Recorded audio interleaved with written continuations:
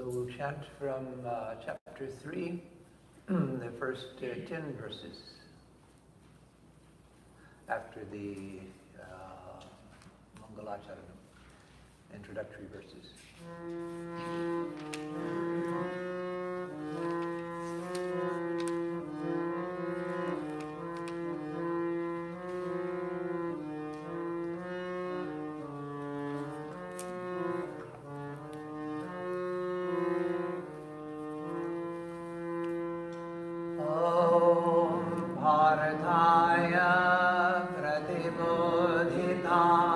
भगवता नारायणेन स्वयं व्यासेन ग्रथितां पुराणमुनिना मध्ये महाभारतम् अद्वैतामृतवर्षिणीं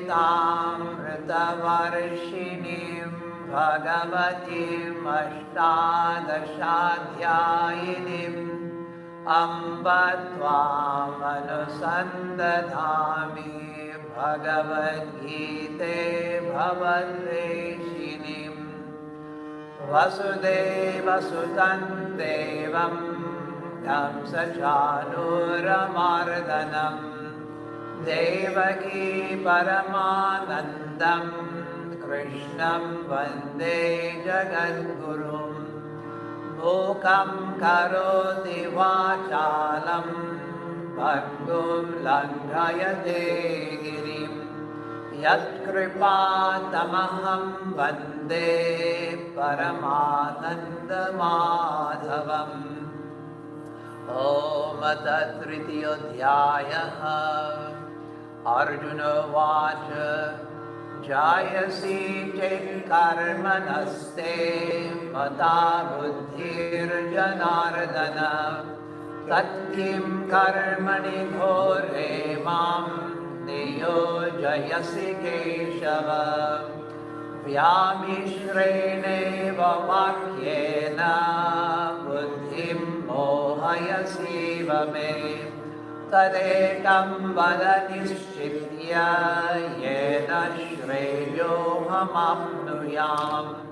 श्रीभगवानुवाच लोकेऽस्मिन् द्विविधा निष्ठा पुरा प्रोक्ता मया नघ ज्ञानयोगेन साङ्ख्यानां कर्मयोगेन योगिनाम् न कर्मणामनारम्भान्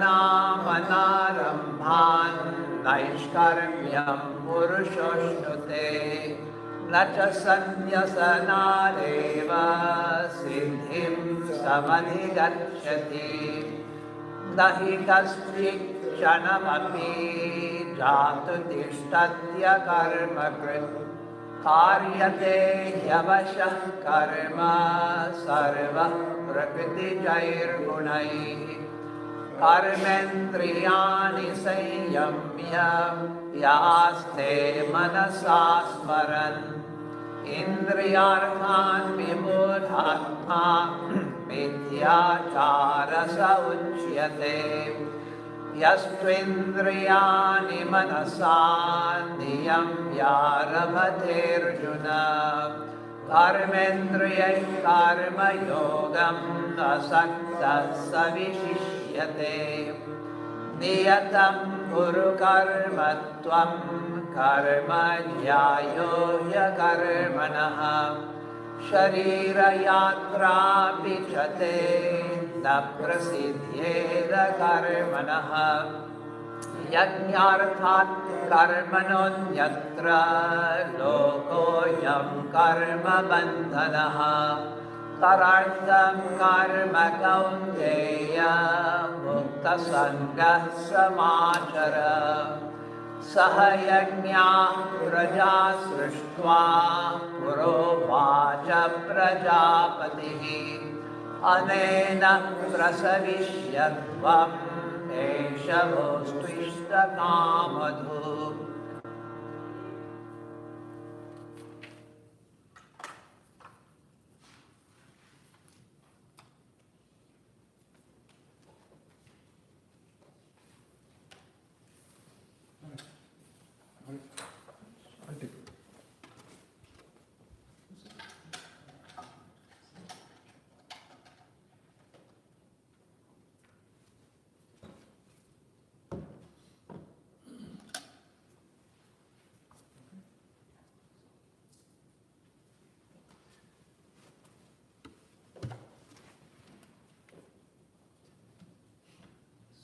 continue with the Bhagavad Gita, chapter 3, and we are now on the 11th verse.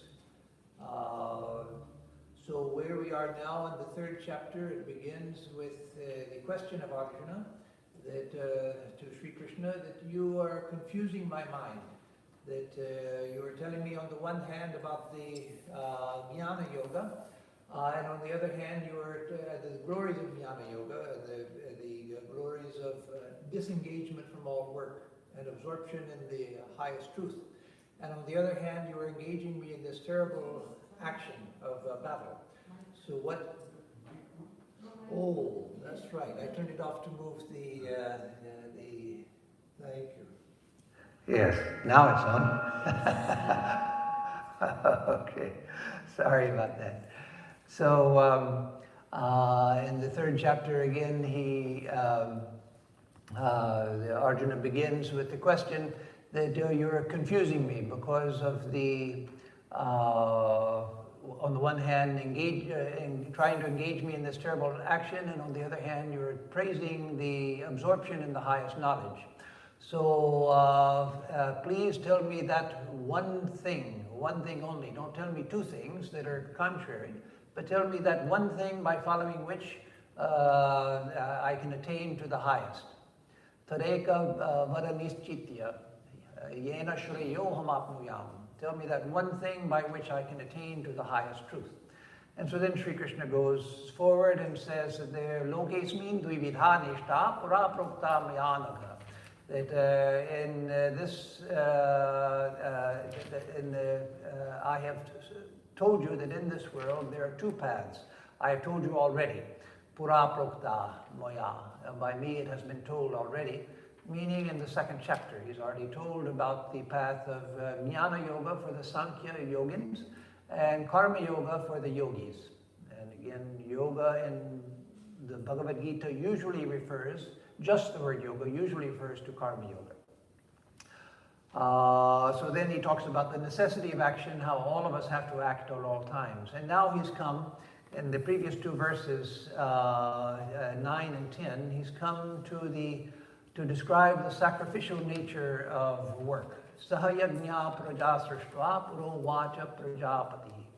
That Prajapati, that is Brahma, the creator Brahma, Chaturmukhi Brahma, Brahma with four faces, not Brahman, the absolute. But when Brahma created this universe, he Sahayagnya prajasrishva, he created living beings together with sacrifice. And so that together with sacrifice means two things. One, it means the Vedic sacrifices, that they were created from the beginning. And as I said last time, the Native Americans, especially the Hopi and some other native tribes also, but the Hopi still have a living tradition that was never broken. They preserved their tradition more than most of the native peoples in this country could. The others, many of them had their culture taken away and destroyed. But the Hopi preserved a continuous tradition. And so like the Hopi, the Vedic people also had the idea that their ceremonies were given by the divine itself, God himself, the Divine Mother herself, that the establishment of the sacrifices, the yajnas in the Vedic times, or the ceremonies for the Hopis, including their dance and rituals, very elaborate rituals that they also practice all year long. That those were given by the divine at the beginning of time, and that by performing those, the universe continues in its proper functioning.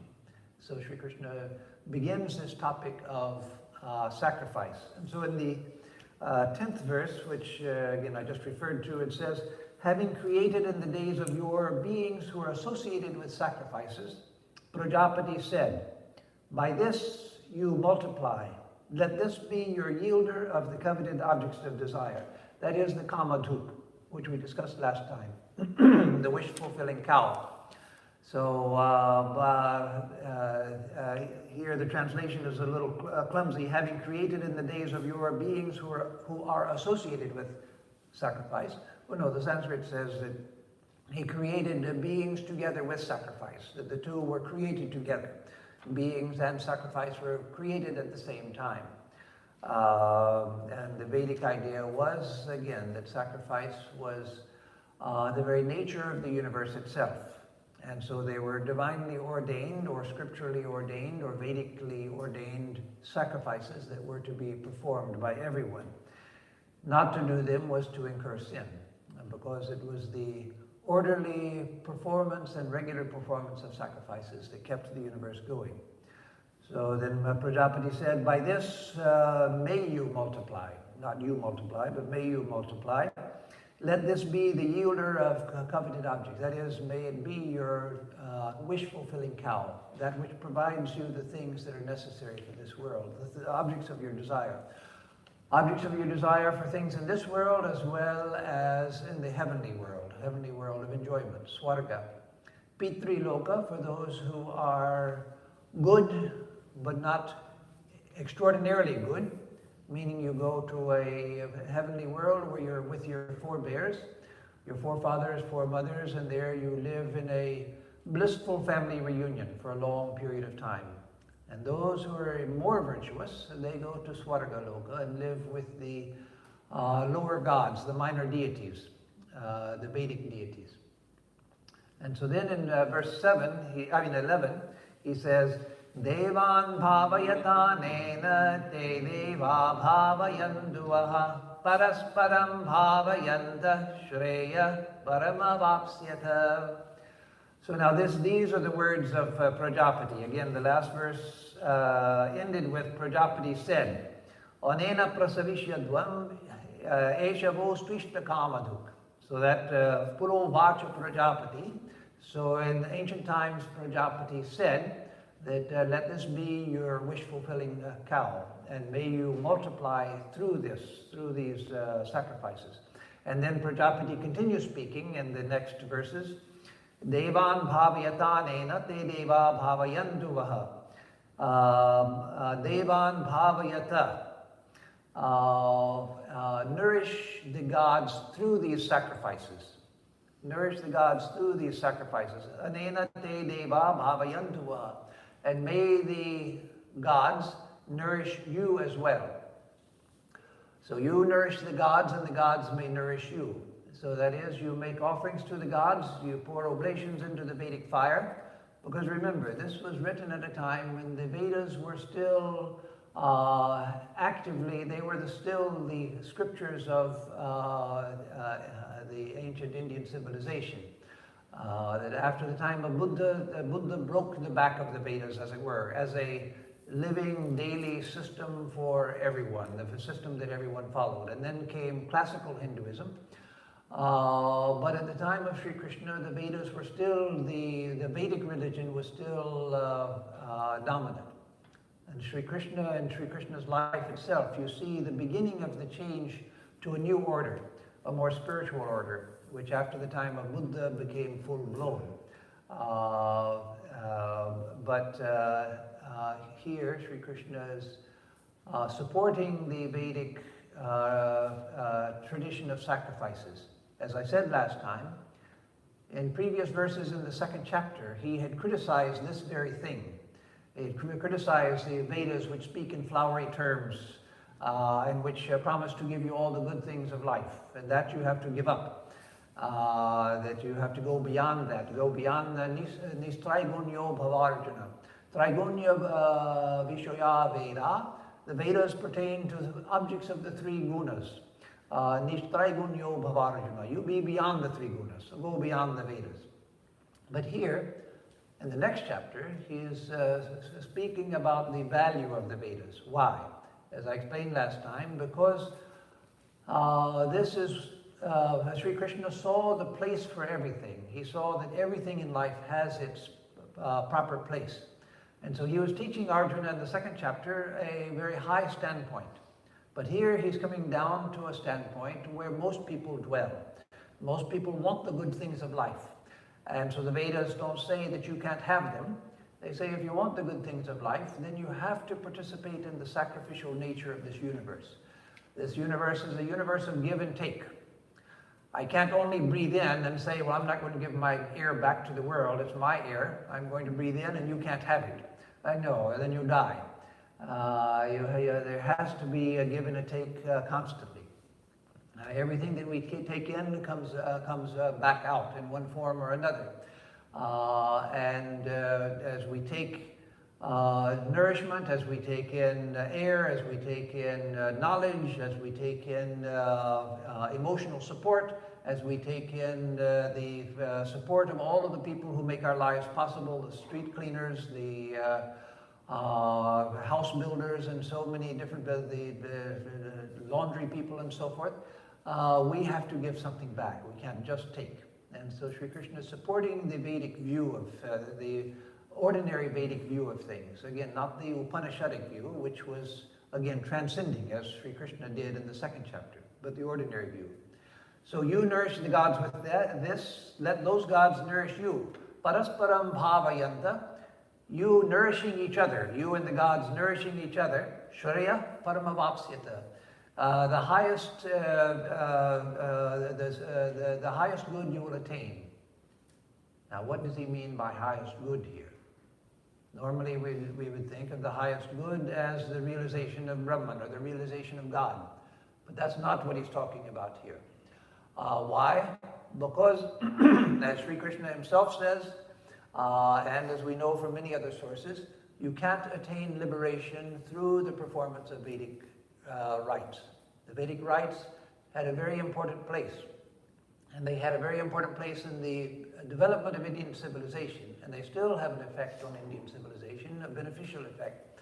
But just through doing rituals and just through going through Vedic ceremonies and offering things to the gods with the desire for a return in this life or in heavenly life, that doesn't lead to liberation. It leads at most to heaven, at most to Swarga, where you go for a long time, have a very good time, blissful time, suffer no illness, don't have any broken bones and other cancer and operations and all of these things. You have a good, blissful time without problems, except the big problem. It comes to an end. And when it comes to an end, it's as good as never having happened. It's as good as never having happened. Many of us here may have been to heavenly worlds like that in the past because of good karma and one life or another. We've been there. Do you remember it now? You remember what a good time you had.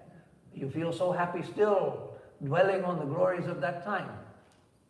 No, it's all gone. All gone. It's as if it never happened. As if it never happened. So what's the good of it happening? No good, no good, no good. That was the Vedantic answer. That there's no sense in trying to go to heaven. That's why Swami Vivekananda said in one of his California lectures that the Hindus don't try to go to heaven, they try to avoid heaven. And so he said that in a Christian church, a Unitarian church, which they are always, they tend to be much more liberal than other Christian churches.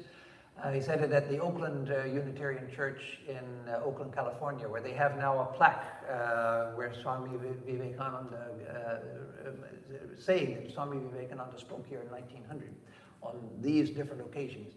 So after he gave that particular talk, he gave several, but after that particular talk when he said that we try to avoid heaven, then the next Sunday the minister of the church, a woman, because again in those days, even in those days, the Unitarian Church was very liberal and very progressive.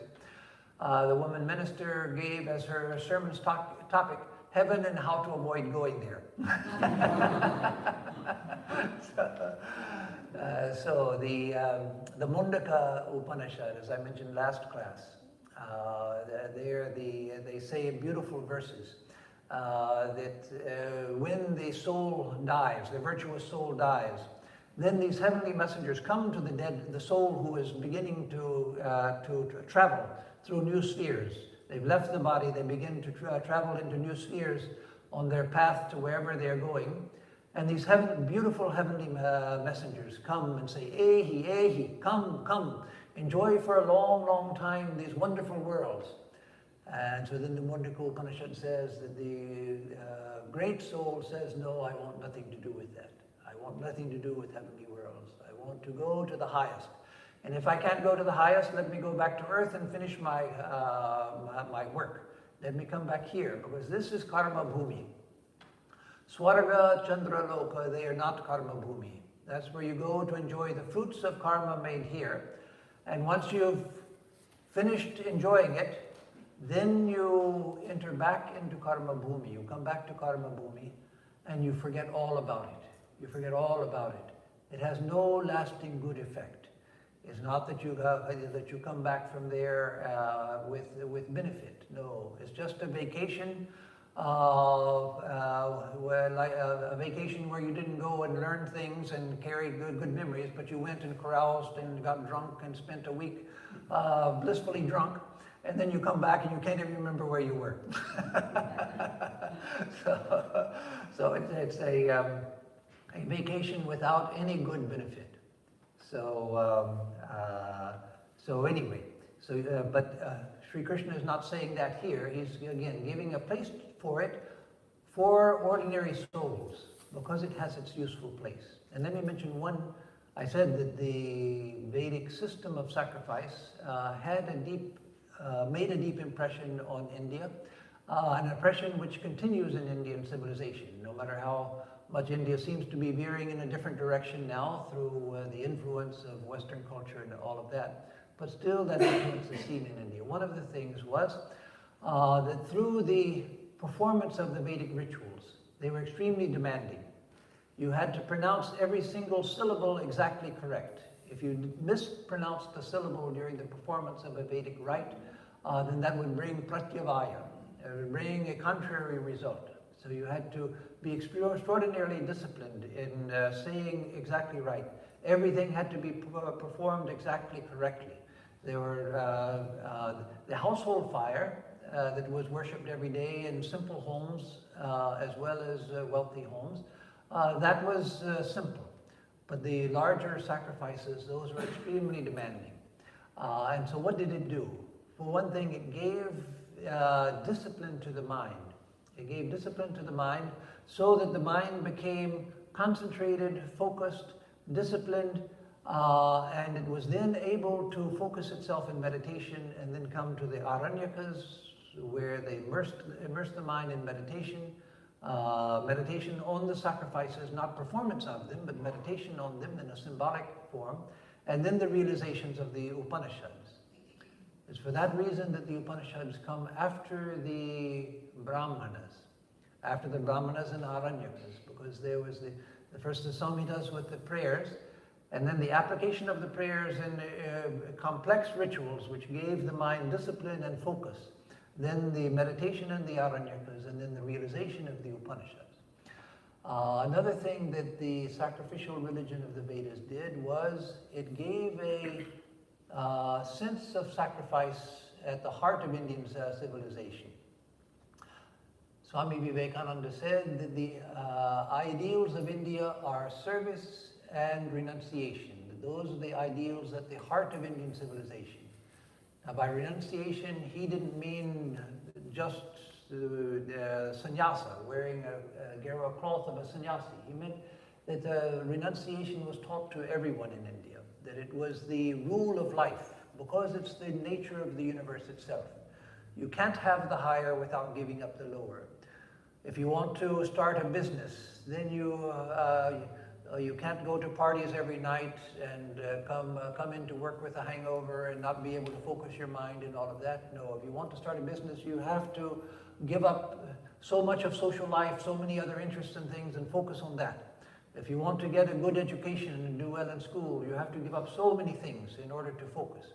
If you want to get married and have a family and support a family and have children, you have to give up so many things in order to do that. Everywhere in life, you have to give up the lower in order to get the higher. There's no other way. No other way. That's one thing that unfortunately has been forgotten in Western civilization. It used to be known somewhere here also, but that's been forgotten. That's why you see immigrants from India, China, Japan soaring above the American population in education and in professions, because that has been forgotten. Because people have become lazy, people want to have a good time. They want money, but don't want to work for the money. They want easy money. Not everybody, of course. There's still people here who are very dedicated and all of that. But by and large, where are the large numbers of Americans going into engineering and medicine and those things? They're few. But compared to the immigrant population, they're few. Where now you see Indians and Chinese and Japanese at the top of Fortune 500 companies. Why? Because they still have that idea that, no, in order to get ahead, I have to sacrifice. I have to sacrifice. And so that was deep in the heart of Indian civilization. Those two benefits can be seen easily. One was that it gave discipline to the mind. The other thing was, and even more important was, long-term importance, was that it gave this idea that sacrifice is part of life. Now, I grew up hearing, obviously not growing up in Indian culture, not growing up in Hindu culture, but I grew up hearing that countries like India and China, nobody cared for anybody else. That people starve on the streets and nobody cares, nobody bothers with them, that they're selfish countries and the people are very selfish and they don't care about other people. When I went to India, I found just the opposite. The problem in India was that the sense of sacrifice was not universal for everybody, but the sense of sacrifice for those people that you know was greater than in the vast majority of countries in the world. The sense of sacrificing for family, sacrificing for friends. So many cases I know where people got on a train, visitors to India got on a train, and by the time they got off the train, they had 3 or 4 invitations to come and stay with people. Get on a train here, get on Amtrak, and find out how many invitations you get to come stay in somebody's house. But in India, that's common. In India, that's common. Because of that tremendous sense of hospitality. In the Taittiriya Upanishad, it says, Atithi Devo Bhava. Let the guest be a god to you. And as Joseph Campbell says in one of his now famous videos, of several series of his videos that are available now, he's talking about India and his trip to India back in, I think, 1963. And he says, in India, they believe that a guest should be treated like a god, and by God, they mean it, he says. And so, again, we can recognize that the highest that we want is realization. We want to come to God. We want the eternal. Yes, that's the highest.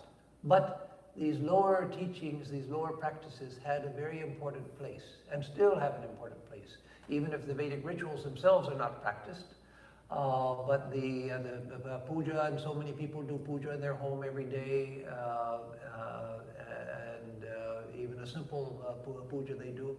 But that sense of making some sort of commitment to the divine, that is still there in the culture, even though it's getting weaker, but it's still there.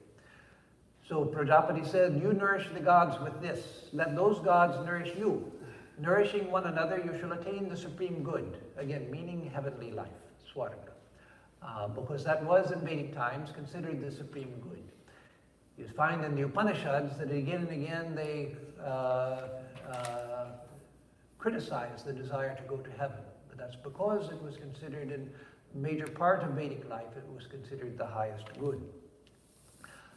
As you find in most religions, even now in most religions. In India, again, it came to be seen from thousands of years ago that the goal of life is to go, yes, to a place like Vaikuntha or Kailasa. Those are not Swarga. Those are Brahmaloka. Those are the highest spiritual realms where you go and live in the company of realized souls, incarnations of God, great saints, rishis. You go and live in their company in a realm which is immersed in meditation, where meditation is the natural state to be in there. And so that becomes the goal, to go to Vaikuntha, to go to Kailas, or for rare souls, those on the path of knowledge, to realize Brahman, and to realize the self, and to remain in Brahmistiti, in the state of identity with Brahman. And so, one other thing, let me say about this nourishing one another, you shall attain the supreme good. Shankara, in criticizing this idea, not as stated in the Gita, but as stated in the Vedas, and establishing the supremacy of self-knowledge as the highest goal, he says that the gods themselves don't want you, the lower gods, the minor gods, Indra, etc., Aditya, etc., they don't want you to attain to the highest good, realization. And they put obstacles in your way to realize the highest good. Why? He says it's because you are the cows of the gods. They want to herd you and to keep you as their cattle, to keep making offerings and good thing, giving good things to them by making sacrifices and oblations into the fire, because that's the way they stay happy. That's the way they stay nourished, is because you are their cows, and so they keep you like cows. He says, no, we don't want to be cows. We want to be free. We want liberation. So continuing Prajapati's words, he says in 12, Ishtan bhogan hivo deva dasyante yajna bhavita tayurdatnan apradayabhyo yo bhumte stena eva saha. So Ishtan bhogan hivo deva dasyante yajna bhavita. So the deva who are yajna bhavita, the gods who are nourished by the yajna. Ishtan bhogan hi dasyante. They will indeed give you ishtan bhogan, the desired enjoyments. So the gods who are nourished by you, and again, he's speaking in positive terms here. Those gods who are nourished by your sacrifice, they will give you the desired enjoyments, those enjoyments which you desire. Because in Hinduism, enjoyment was never seen as a bad thing. That there comes a time in life where you want to transcend objects of the senses. You want to go to the highest. But for the majority of people, it was seen that enjoyment, legitimate enjoyment, was seen as one of the purusharthas, one of the goals of life. Artha kama. Sense enjoyment, kama, and artha, that is possession. Possession and sense enjoyment were seen as legitimate ends of human life for the ordinary person, as long as they are controlled by dharma, controlled, that they are pursued in righteous ways. That is, you don't steal to get money,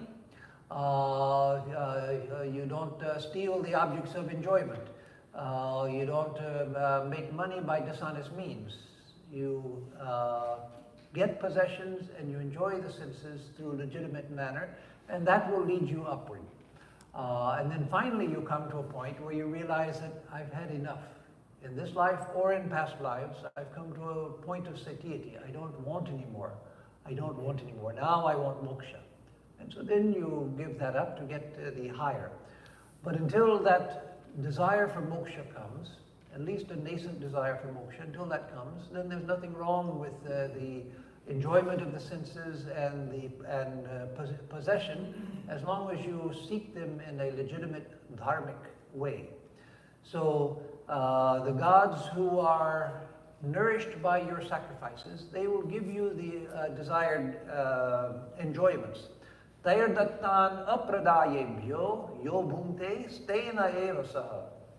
So yo bhumte ebhyo apradayebhyo, one who enjoys tayar dattan, the things given by them, ebhyo apradaya, not having given back to them.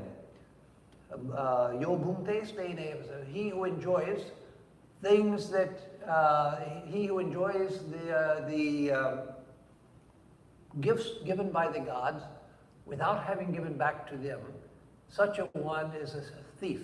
Stena eva saha. He indeed is a thief. So to take the good things of life without giving back to the gods, because the things that you're taking, the good things of life, they were given by the gods. It's the gods who have produced and maintained all of this. So to take the good things of life without giving back to them is to be a thief. So you know the idea of the Pancha Mahayagnas, the 5 great sacrifices that every householder was supposed to perform every day. It's a wonderful idea, and it should be revived in a form consistent with modern life, of course. We can't practice things in the same way they were practiced at one time because life itself has changed so much. But the 5 great sacrifices, it was said that a householder commits sin in 5 ways every day because of 5 household implements, like the mortar and pestle, the grinder, the oven, and the different implements. You're killing other forms of life by just in the process of living an ordinary life. And so in order to overcome the sin which comes from the use of household things, which causes the death of other beings, then you have to perform the 5 great sacrifices. There is, that's the explanation, and it's a traditional explanation given by Madhusudana. There is another explanation which is also traditional, and that is that we get good things from 5 different sources, and so we have to give back to those 5 sources, or otherwise, stena eva saha, such a person is a thief. That is, to the devas. We have to give back to the devas. Why? Because they have provided everything for us. Everything comes from a divine source. And the devas, which are more like in Christian, Jewish, and Islamic world, more like angels, not speaking of Ishvara, but the gods who provide the food and the rains and so forth, and fertile earth and all of that, that we have to give something back. How do we give back to the gods? We give back through sacrifice, through offerings. And as Sri Krishna shows in the Srimad Bhagavatam, there's that beautiful incident in Srimad Bhagavatam where Sri Krishna tells the villagers in Vrindavan that you don't have to worship Indra anymore. You should worship me, or through me worship Vishnu. But you don't need no longer make offerings to Indra. Indra gets terribly angry. So the Bhagavatam doesn't deny the reality of Indra, but Indra gets very angry, and so he begins to pour down rain in punishment for the people who have stopped making offerings to him. And so then Sri Krishna picks up Govardhan Giri, the mountain, and holds it over them as an umbrella to show that even if Indra gets angry, I am there to protect you. So worship me, Vishnu, a form of Vishnu. And so that you see in the life of Sri Krishna, again, the change from the Vedic age to the classical age, where the Vedic deities were beginning to be ignored, not denied. Even Buddha didn't deny them. Buddha believed in Indra, Varuna, Mitra, Aditya, all of them. Brahma himself came to praise Buddha after his enlightenment. He didn't deny any of the gods. He just denied Ishvara, the one supreme God. And so, of course, in Hinduism and Sri Krishna and others, it was not denying Ishvara. They said that the minor deities, you need not worship them. Worship Ishvara, because Ishvara is the source of even the gods. Tasmin tushte jagat tushtam. When he is pleased, the whole universe becomes pleased. Prinite prinitam jagat. When he's pleased, the whole universe becomes pleased. When he's satisfied, the whole universe becomes satisfied. The gods will give you the coveted enjoyable things because they are pleased by sacrifices. But he is certainly a thief who enjoys what have been given by them without offering to them. So giving to the devas is one of the Pancha Mahayagnas, the 5 great sacrifices. Giving to the rishis. Why the rishis? Because it's from the rishis that all culture and civilization have come. It's the rishis who have given the scriptures, the Vedas themselves, the Puranas, the Itihasas, all of them have come from the rishis. It's from the rishis that the Vyakarana, grammar, has come. From the rishis that mathematics have come. From the rishis that astronomy has come. The rishis, every science, music, the arts, every science and art has come from the rishis. And so all of culture has come from the great rishis. So we have to give back to the rishis every day. These are to be performed every day. So you give to the gods through sacrifice, by making offerings, or in the later Hinduism, by doing puja and giving offerings. No matter how simple the puja, you give something back to God. And to the rishis by studying the scriptures. By studying the scriptures, thereby you pay back the rishis. And so that should be done every day. And then third, Pitri Yajna. You give back to the ancestors, because your own ancestors are those who, by whose kindness you are here, that you exist at all. And your family traditions, your family lineage is connected to them. And you give back to the forefathers, but of course in modern terms, and it is a good thing, in modern terms we should say forebears, because it's forefathers and foremothers, not just forefathers. So you give back to your forebears how? One way is by having children, by continuing the family line.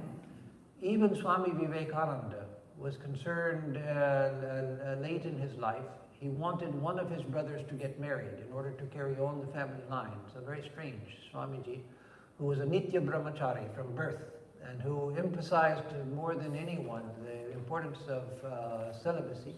But he wanted his brother Mahendra to get married to carry on the family line. So one way is by carrying on the family line. The other way, which is doable by those who have children or don't have children, either way, is by leading a noble life so that you reflect well on your ancestors. That was extremely important in China. In fact, in China, Swami Vivekananda mentioned someplace in an American lecture.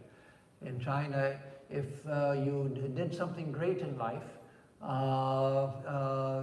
you did it in the name of your ancestors, not in your own name, but you did it in the name of your ancestors, because reflecting well on your ancestors was considered extremely important. That's the way that you pay them back for all that you have inherited. And then fourth is Nriyanya, sacrifice to other human beings. Einstein said that every day I am intensely aware of the fact that I am able to do my research. He was at the Princeton Institute at that time, Research Institute, that I am able to do my research because of the sacrifices of many, many other people, the garbage collector, the street sweeper, the people who work in the water department, the people who grow food that I eat, the many, many countless people whose work and sacrifice makes it possible for me to lead a life of pure research. And so Nriyajna means that we are indebted to countless human beings for our various sustenance. And so we must give something back to human beings. We must give back. And so one way in traditional times was to feed whatever beggar came to your door, never to turn anyone away when they came to you for food. And finally is Bhuta Yajna, that is for lower animals, plants and animals. Lower beings, that is plants and animals, to give something to them, to feed the cows, feed the dogs, feed the birds, etc., to give something for them also, because we're indebted to them as well, as we know even clearer today from environmental science, from ecology. So these five were said to be necessary every day in order to pay back what it is you owe. He is a thief who enjoys what has been given by them without offering to them. Then 13 continues with the words of Prajapati. Yanyashishta shinas santo muchyante sarvakil vishayih bhunjate te tvagham papa ye pachantyatma karanat. So yanyashishta shinas santo, good people. Sat, like the Sat people, means good people. So Santa are good people. It can also mean saints, but here it means good people. Yajñashishtashina, those who eat the remains of sacrifice. So today we would say those who eat prasad, the remains of puja. But at the Vedic time, those who eat the remains of sacrifice. You offer sacrifice, and that which remains that you take is your food. So yajñashishtashina santo, those good people who eat the remains of sacrifice, sarvakil bishaihi muchyante, they are liberated, muchyante, sarvakil bishaihi, from all sin, from all sin. They are from all evil. They are liberated from all evil, from all the evils of life. So by eating only the remains of sacrifice, the good person becomes freed from all evil. Bhunjate te tvagham papa ye pachantyatmakaranat. So on the other hand, te papa, those sinners, bhunjate tu agham. Those sinners, however, eat sin, eat evil. Who agham papa, agham bhunjate, pachantyatmakaranat, who cook only for their own sake. That is, those who cook only for their own sake, for their own selfish sake, not for the sake of others, not for the sake of society. So that's why it was considered important to give something that you prepare to others.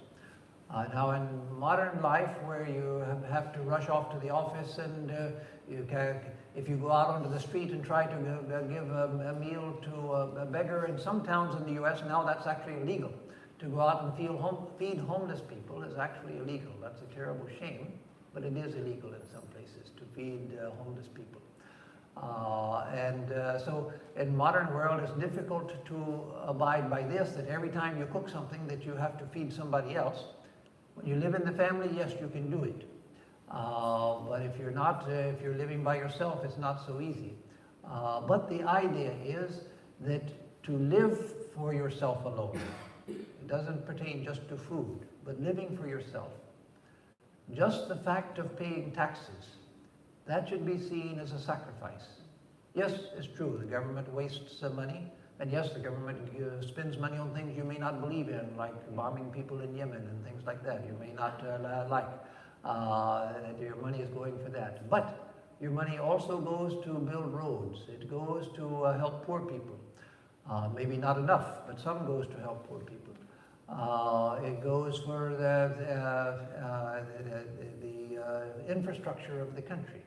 And so just paying taxes is a sacrifice as well. That idea which came into America in the 80s, that taxes is stealing money out of your pocket, that's a pernicious idea. That's a horrible idea. No, that we should never think. You are getting so many things from society, you have to give back to society. I've known people who work in government jobs, like various people, but one was a fireman, who refused to pay taxes because he felt that taxes were the government stealing money from him. Where does he get his paycheck? It comes from taxes. No, he doesn't complain about getting a paycheck, but he won't pay taxes because that's the government stealing money out of his pocket. So that's just hypocrisy. So if you can't cook for others, you can do things for others. It doesn't have to be food. It doesn't have to be food. Swami Vivekananda said to his disciples, he said, Belamat, he said, even when you read a book, think that you are reading this so that you will be better able to help others, that you are improving yourself so that you will be better able to serve others. So that we can learn gradually to live that way, that what I do, even my reading and so forth, to think that yes, that also is a sacrifice. It's not just for me, not just for me. So let us think that what I'm doing is not just for me, it's for the sake of others. So let me do the things that I do with the idea of the common good. And that will serve Nriyagnya, sacrifice for other human beings, and Bhuta Yagnya, sacrifice for lower beings. So the good people who partake of the remnants of sacrifices become freed from all sins. Those unholy ones who cook for themselves, they verily suffer from sin. Suffer from sin, and also it has the idea of they eat sin. So then 14 and 15, with 13 ends the words of Prajapati. And then Sri Krishna is speaking for himself again. Let me take 14 and 15 together. These will be the last verses we take tonight, I believe. Annad bhavati bhutani parjanyaranna sambhavaha yajñad bhavati parjanyo yajñah karma samudbhavaha karma brahmodbhavam vidhi brahmakshara samudbhavam tasmat sarvagatam brahma nityam yajñe pratishthitam. So annad bhavati bhutani.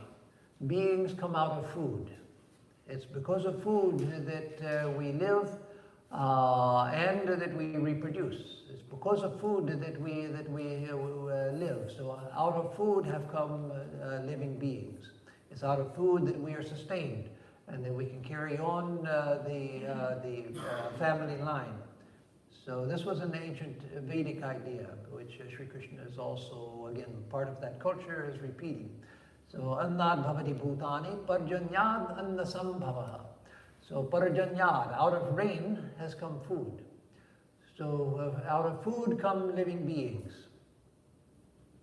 You know, they have found, or they have analyzed historically, that the population began to grow in Europe so rapidly only when the potato was brought from South America to Europe, to Ireland, England, Germany, and other countries, especially Northern Europe.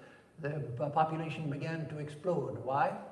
Because the potato gave carbohydrates, gave energy and carbohydrates, which a carbohydrate, of course, is converted into sugar, and sugar, in spite of diabetes coming from too much sugar, without sugar we can't live. Without the conversion of food into sugars, we can't live. Sugar is the engine that runs our lives. It's the misuse of sugar that becomes a problem, not sugar itself. Sugar is life. And so it was the potato which allowed the expansion of population. And then, as you see in other countries, it's the availability, with the availability of food, the population begins to expand. When there's not enough caloric intake, not enough food for everybody, then of course people die off. The numbers die off. People might have 10 children, as they used to have in families, but only a couple of them may survive. And so it was with the availability of more calories that suddenly the population began to explode. Of course, later there was a further explosion with modern medicine, which kept people from dying so much. But first, population explosion came with the increase in calories. And so out of food come living beings, and then out of rain comes food. Without rain, then of course rain in the proper time and the right amount. We don't have food. Yajñad bhavati parjanyo. So this was a Vedic idea, as well as the idea of the Native Americans. It's out of sacrifice that the rains come. That through the proper performance of sacrifice, that the rains come on time and in the proper way. And so whether you believe it scientifically or not, it doesn't matter. This was the old idea, that through sacrifice came the rains. Yajña karma samudbhavaha. And yajña itself, sacrifice, was born of karma. Karma here doesn't mean the law of karma, the results of action. It means, it can mean two things. One, the general action, but it more specifically means the actions enjoined by the scriptures. So the actions, karma, which are scripturally enjoined. Out of those come the sacrifices. And out of the sacrifices comes rain, out of rain comes food, and out of food comes living beings. And then karma brahmodbhavam vidhi. Know that karma comes from Brahma. Karma comes from Brahma. Now here, Madhusudana and some other commentators take Brahma to mean the Veda. So Brahma, Chaturmukhi Brahma, is the source of the Vedas. Not that he wrote them, because the Vedas are said to be apaurushaya, unwritten by anyone, unauthored. But they are kept with Brahma. Not that he keeps them under his arms, big books. They're all in his mind. All in his mind. And so Brahma gives the Vedas to the rishis, reveals the Vedas to the rishis. And so out of the Vedas comes karma, vidya nisheda, do this, don't do that. Out of karma comes the sacrifice, which is a special type of karma. Out of the yajna, the sacrifice, comes rain. Out of rain comes food. Out of food comes living beings. And so karma brahmodbhavam vidhi brahmakshara samudbhavam. So Brahma is born out of the imperishable. That is, Brahma comes from Brahma, Chaturmukhi Brahma, the four-headed Brahma, the deity, comes out of the Supreme, comes out of God, or comes out of Brahman. Both are true. Tasmad sarvagatam Brahma nityam yajne pratishtitam. And so the eternal Veda, again Brahma here is regarded as the Veda because of the association with Brahma. So the all-pervading Brahma, the all-pervading Veda, is established in sacrifice. So the all-pervading Veda is established in sacrifice. So it says here in the translation, from food are born the creatures. The origin of food is from rainfall. Rainfall originates from sacrifice. Sacrifice has action as its origin. Know that action has the Veda as its origin. The Veda has the immutable as its source. Hence, the all-pervading and eternal Veda is based on sacrifice. So now this is interesting. The Sarvagatam Brahma, the all-pervasive Veda. Swami Vivekananda said that by Veda no books are meant, but by Veda is meant the repository of infinite knowledge, which can never be contained within a book. The Vedas that we have as the four Vedas, which can be written and recited, those are a partial manifestation of the infinite ocean of knowledge. But Swamiji said that no book can contain infinite knowledge. And so this is a passage which supports that idea, that the Sarvagatam Brahma, that this Brahma, this Veda is all-pervasive. If it's all-pervasive, then by it is not meant a book. The books are manifestations of that all-pervading knowledge. So let me do one more verse because it finishes this idea, and then we'll stop for tonight. 16. Evam pravartitam chakram nanuvartayati hayah aghayor indriya ramo mogham partha sajivati. Evam pravartitam chakram. So thus this wheel of life has been set in motion. Nanuvartayati hayah, ya who na anuvartayati iha, he who here does not continue this motion, does not go along with this motion of the wheel. That is, from food come living beings, from rain comes food. Of course, taking it the other direction, this is going from the effect to the cause, so the way it was listed in the last two verses. But going from the cause to the effect, from the Veda has come karma, from karma has come sacrifice, from sacrifice has come rain, from rain has come food, from food have come living beings. So there's this wheel that's going on, this wheel of causation. So one is saying here that who does not continue to turn this wheel? Aghayor indriya ramo mogham partha sajivati. Aghayor, agha ayu, ayu life, agha life. His life is sinful. Indriya ramo, he delights in the senses. He's stuck in the senses. His life is useful. Mogham partha sajivati, his life is useless. His life is mogam, his life is useless. So such a person is useless. O Partha, he who does not follow here the wheel thus set in motion is of sinful life, aghayu. Deriving pleasure from the senses, indriyaramo, he lives in vain, mogam partha sajivati. So the idea is that we have to participate in this wheel of life. And that through participating in it, that our lives become ennobled. That we have to remember that the very nature of life is sacrifice. That yes, you can have the good things of life, take the good things of life as they come to you, but you have to give back. You can't just take, you have to give back. So we'll stop here for tonight. Let me see if there's any question. Yes, just a moment, he'll give you the microphone so it is captured. Please clarify the differences between the devas and the rishis for me. Oh yes, the rishis were sages, that is human beings like you and me, but who had attained to a great state of deep knowledge. And so the rishis were, there are two senses of rishi.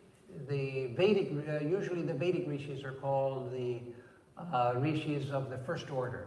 And so often when we speak of the rishis, we mean the seers of the Vedas, those human beings like you and me, who attain to a high state of purity of mind and who realized the verses of the Vedas or the texts of the Vedas, who gave out the texts of the Vedas. So they were the ones who revealed the Vedas.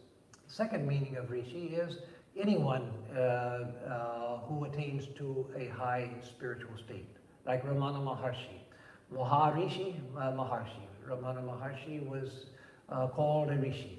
And there are others who are called rishis as well, who attain to a high state of consciousness. But usually we mean by the rishis, and what I was talking about as the rishi, the sacrifice to the rishi, was the great sages, human beings who were the authors of the scriptures. Like the most famous ones like Vashishta and Vyasa, etc., Valmiki of the Ramayana, etc. So those the devas are celestial beings. There's Ishvara, like Shiva, Vishnu, Kali, and then the incarnations, avatars, Krishna, Rama, etc.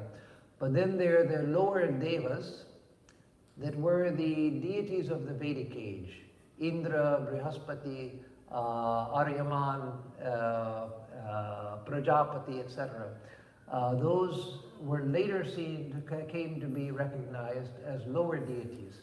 Those who are like office holders in the cosmos. Those who control the waters, those who control the weather, those who control the sun, those who the Mother Earth, Prithvi. Those are the devatas, but minor deities. And so the devatas are celestial beings. They might have been human beings in a past life, but after they passed away, they were extraordinarily virtuous, and they attained to these offices within the universe of controlling natural phenomena and the course of history and so forth. So those are the devas, and the rishis are human beings, still human beings, who attain to a high spiritual state, and they're like Panini. Panini is regarded as a rishi because it was he who gave forth the final version of Vyakarana, of grammar, etc. I'm still not clear then. What differentiates them? Oh, well, the rishis are human and the devas are celestial. Yes, the rishis are living in a physical body. The devas don't live in physical bodies. The devas are in heavenly worlds. Okay, so we'll stop here, unless there's one last question, but any last question? No, okay. It's time is up also, so we'll stop here. Let me give a closing chant and then announcements. Om Purnamada Purnamidam Purnat Purnamudachyate Purnasya Purnamadaya Purnamevavashishyate Om Shanti Shanti Shanti Harihi Om Tat Sat. That infinite reality is full. This relative universe is full. From out of that fullness has come this fullness. When to the full returns. Only the full remains. Om, peace, peace, peace be unto us and to all the beings of the universe. So for announcements, of course on Thursday we'll have the